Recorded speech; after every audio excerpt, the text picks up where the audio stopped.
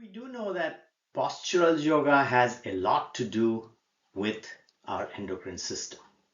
This has been proven over and over again with various kinds of specific glands. So, for example, we do know the thyroid gland has a big impact coming directly from certain yoga postures. For example, we know that Sarvangasana actually helps with optimization of the thyroid function. And this has been proven scientifically using double-blind experiments that it really works like that. Whereas other things are not all that directly clearly linked. One such organ is the thymus. So thymus is the organ that is primarily responsible for the production and maturation of immune cells. When we are born,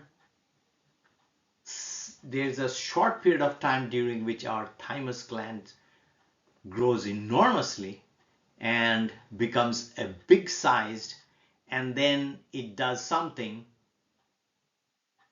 that we really do not understand very, very well, but over a period of time it does serve some functions, and eventually it sort of dissipates or atrophies.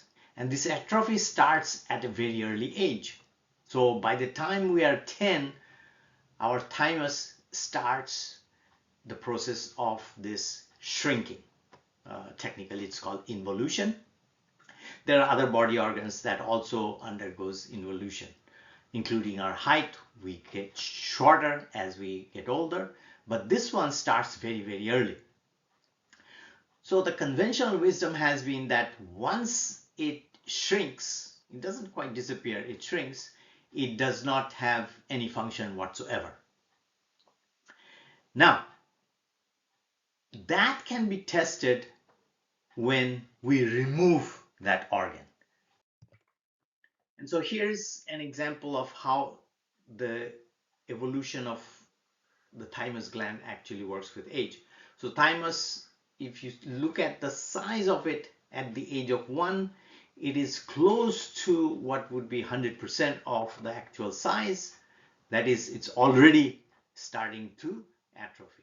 And by the time you are, say, 30 or 40, 4/5 of it has shrunk, and it has not disappeared. The shell remains. The other parts gets, the active parts get smaller and smaller.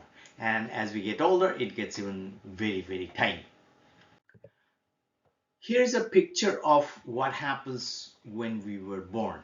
When we were born, the thymus grows very, very rapidly from 2 months old, when the thymus gland itself is about 10 grams. By the time we are 7 months old, it's about 15 grams, and then it grows to slightly over 20 grams on the average.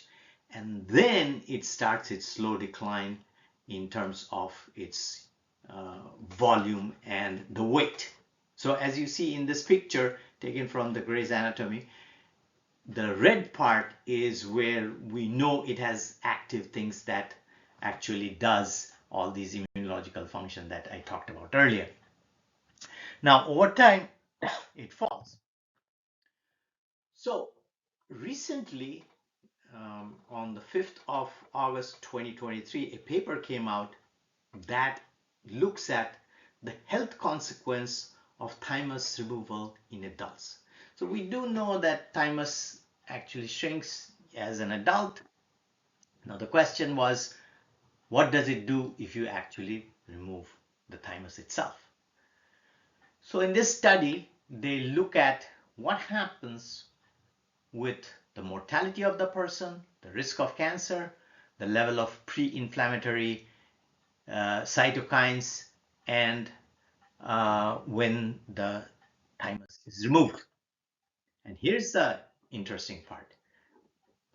Thymus was once considered a sort of non-functional thing, which is sort of an appendage that stays with us, but really does not serve much of a purpose. A thymectomy leads to almost 3 times increase in the risk of death and 2 times increase the risk of cancer.